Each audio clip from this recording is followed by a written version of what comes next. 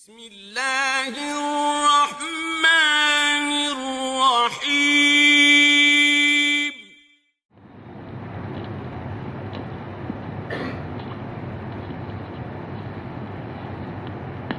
السلام علیکم ورحمۃ اللہ وبرکاتہ۔ بسم اللہ الرحمن الرحیم۔ عن عائشہ رضی اللہ تعالی عنہا قالت تزوجنی رسول اللہ صلی اللہ علیہ وسلم فی شوال وبنا بی فی شوال فأی نساء رسول اللہ صلی اللہ علیہ وسلم كان أحظى عنده مني قال وكانت عائشة تستحب أن تدخل نساءها في شوال رواه مسلم۔ محترم حضرات،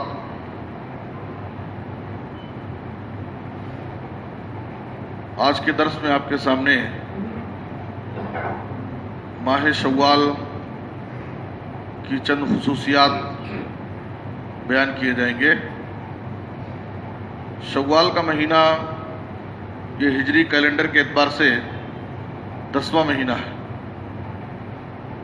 اور شوال کے مہینے کو کچھ خصوصیات حاصل ہیں۔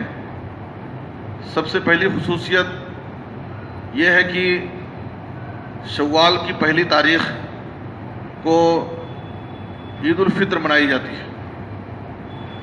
یہ شوال کی پہلی خصوصیت ہے کہ اسلام میں مسلمانوں کے لیے جو دو شرعی عیدیں ہیں، ان میں سے پہلی عید عید الفطر شوال کی پہلی تاریخ کو منائی جاتی ہے۔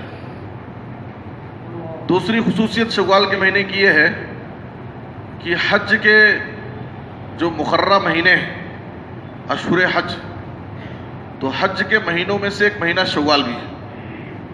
سورہ بقرہ کی آیت نمبر 190 میں اللہ نے کہا الحج اشہر معلومات، حج کے مقررہ مہینے، کچھ متعینہ مہینے۔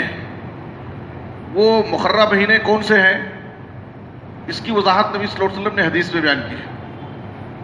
حافظ ابن کثیر نے اپنی تفسیر میں عبداللہ بن عمر رضی اللہ عنہ سے صیغہ جزم کے ساتھ تعلیقاً یہ روایت نقل کی ہے کہ اشہر حج، حج کے مقررہ مہینے سے مراد شوال، ذیقعدہ اور عشر ذی الحجہ ہے۔ تو یہ شوال کے مہینے کی دوسری خصوصیت ہے کہ یہ حج کے مہینوں میں سے ایک مہینہ ہے۔ اور شوال کی تیسری خصوصیت یہ ہے کہ شوال کے مہینے میں نبی صلی اللہ علیہ وسلم نے ایک مرتبہ اعتکاف کی قضا کیا ہے۔ سنن نسائی اور ابن ماجہ کی حدیث میں ہے کہ آپ صلی اللہ علیہ وسلم رمضان کے آخری عشرے کا اعتکاف کا آپ نے ارادہ کیا، اور آپ صلی اللہ علیہ وسلم جب فجر کی نماز پڑھ لیتے تو فجر کی نماز کے بعد معتکف میں داخل ہوتے تھے۔ تو آپ کی ازواج میں سے بعض نے ارادہ کیا، عائشہ رضی اللہ تعالیٰ عنہ آپ کے پاس آئیں، وہ بھی اعتکاف میں بیٹھنے کی اجازت مانگ رہی تھی، تو ان کے لیے بھی مسجد میں خیمہ لگایا گیا۔ پھر حفصہ رضی اللہ تعالیٰ عنہ آئیں، انہوں نے بھی آپ سے اجازت مانگی تو ان کے لیے بھی ایک خیمہ لگایا گیا۔ پھر زینب بنت جہش آئیں، انہوں نے بھی نبی صلی اللہ علیہ وسلم سے اعتکاف کی اجازت مانگی تو ان کے لیے بھی ایک خیمہ لگایا گیا۔ تو مسجد نبوی میں کئی خیمے ہو گئے۔ تو آپ صلی اللہ علیہ وسلم نے کہا البر تریدنا، کیا تم سب کا مقصد نیکی حاصل کرنا ہے اعتکاف سے یا کوئی دوسرا مقصد ہے؟ اس طرح سے پوری مسجد تنگ ہو جائے گی خیموں سے۔ تو اس وقت آپ صلی اللہ علیہ وسلم نے رمضان کے آخری عشرے میں اعتکاف نہیں کیا۔ پھر فلم یعتکف فی رمضان واعتکف عشرا من شوال، پھر آپ صلی اللہ علیہ وسلم نے شوال کے مہینے میں 10 دنوں کا اعتکاف کیا اور اس کی قضا کیا۔ آپ صلی اللہ علیہ وسلم کا معاملہ یہ تھا کہ جو بھی عمل آپ کرتے تھے اس پر مداومت برتتے تھے، ہمیشگی اختیار کرتے تھے۔ اگر کسی وجہ سے کوئی عمل نہیں کر سکے، اگرچہ وہ سنت ہو، نفل ہو، پھر بھی اس کی قضا ضروری نہیں ہے، لیکن پھر بھی نبی صلی اللہ علیہ وسلم اس کی پابندی کرنے کے لیے، اس پر مداومت اختیار کرنے کے لیے آپ صلی اللہ علیہ وسلم بعد میں اس کی قضا کر لیتے تھے۔ تو آپ صلی اللہ علیہ وسلم نے ایک سال رمضان کے آخری عشرے کا اعتکاف نہیں کیا، تو پھر شوال میں اس اعتکاف کر کے آپ نے اس کی قضا کی۔ اور شوال کی چوتھی خصوصیت یہ ہے کہ اگر کوئی شخص رمضان کے روزے رکھ کر کے شوال کے 6 روزے رکھتا ہے تو اللہ تعالیٰ اس کو سال بھر روزہ رکھنے کا ثواب دے گا، گویا کہ اس نے سال بھر روزے رکھے۔ یہ خصوصیت شوال ہی کی ہے، یعنی اگر کوئی شخص شوال کے علاوہ دوسرے مہینے میں 6 روزہ رکھے اور چاہے کہ اس کو یہ ثواب مل جائے تو یہ ثواب اس کو نہیں مل سکتا ہے۔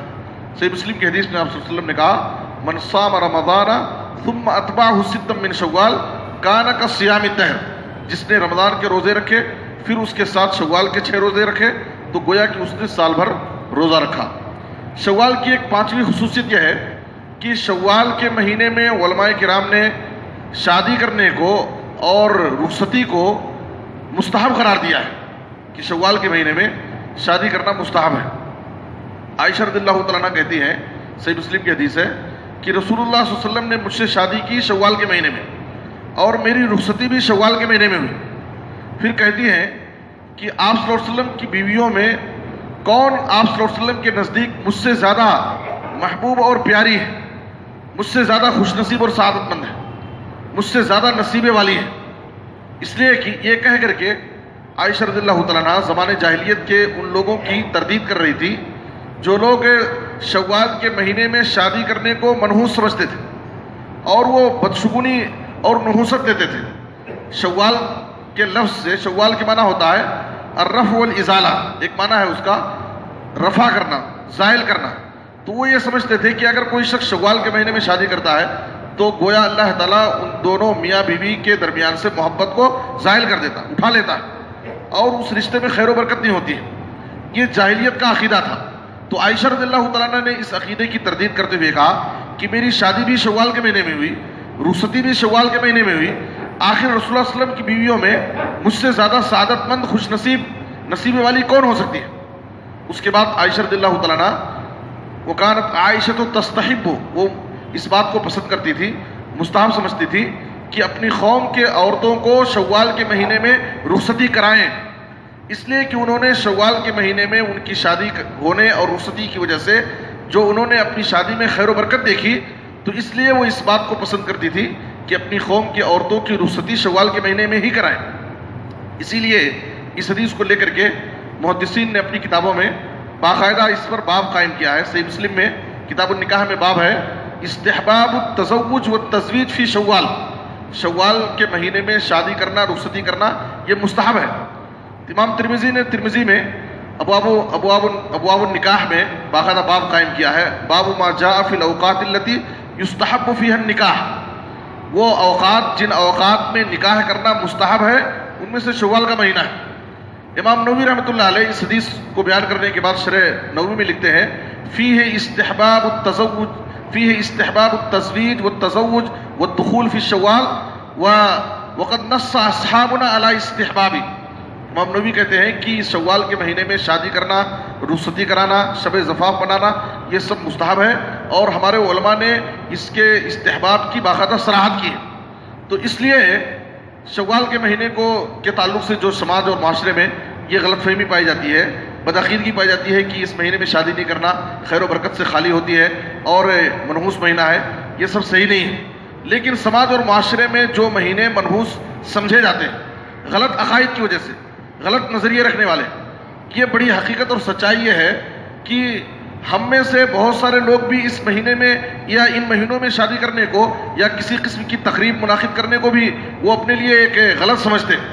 ان کے دل میں بھی ڈر ہوتا ہے کہ اگر ان مہینوں میں شادی کر لیں گے، شوال کے مہینے میں یا سفر کے مہینے میں، محرم کے مہینے میں، تو یہ خیر و برکت سے خالی ہوگی، پتہ نہیں کیا ہوگا اور رشتہ قائم رہے گا یا ٹوٹ جائے گا۔ اس لیے جن کا عقیدہ صحیح ہے، جو اس قسم کے عقیدے نہیں رکھتے ہیں، ان کی زندگیوں میں بھی دیکھا جاتا ہے کہ وہ اس قسم کی تقریبات منعقد کرنے سے اور ان مہینوں میں شادیاں کرنے سے باقاعدہ پیچھے ہٹتے ہیں، اور کہیں نہ کہیں ان کے ایمان کی کمزوری اور توکل اللہ کی کمی ہے کہ جس کی وجہ سے ان کے دل میں یہ خوف لگا رہتا ہے کہ اگر ان مہینوں میں ہم شادیاں کریں گے یا کسی قسم کی خوشی کے شادی بیاہ کی تقریب منعقد کریں گے تو ہو سکتا ہے کہ یہ باقی نہ رہے، پائیدار نہ ہو اور خیر و برکت سے خالی رہے. تو ہمیں اپنے ایمان کو مضبوط کرنا چاہیے اور اللہ رب العالمین پر کامل توکل رکھنا چاہیے. اللہ کے نزدیک نہ کوئی دن منحوس ہے اور نہ کوئی تاریخ منحوس ہے اور نہ کوئی وقت منحوس ہے، سب اللہ کی طرف سے ہے. ہمارے ایمان اور عقیدے کا اصل مسئلہ ہے. اگر ہمارا ایمان مضبوط ہو اور اللہ رب العالمین پر کامل توکل ہو اور عمل صالح کا ہمارے پاس جذبہ ہو تو اللہ رب العالمین ہمارے ہر عمل میں خیر و برکت دے گا. لیکن اگر ہمارے اعمال گندے ہوں، ہمارے نظریات صحیح نہ ہو، ہمارے اندر عقیدے کا فساد اور بگاڑ ہو، تو کسی دن بھی ہم کوئی بھی عمل کریں تو اس کے اندر برے اثرات مرتب ہو سکتے ہیں. اللہ سے دعا ہے کہ اللہ تعالیٰ ہمیں اللہ پر کامل ایمان اور یقین رکھنے اور توکل رکھنے کی توفیق عطا فرمائے. ہر قسم کے خرافات سے، بدعقیدگی سے اللہ ہم سب کو محفوظ رکھے. آمین. تقبل یا رب العالمین. صلی اللہ علیہ نبینا محمد و آلہ وصحبہ.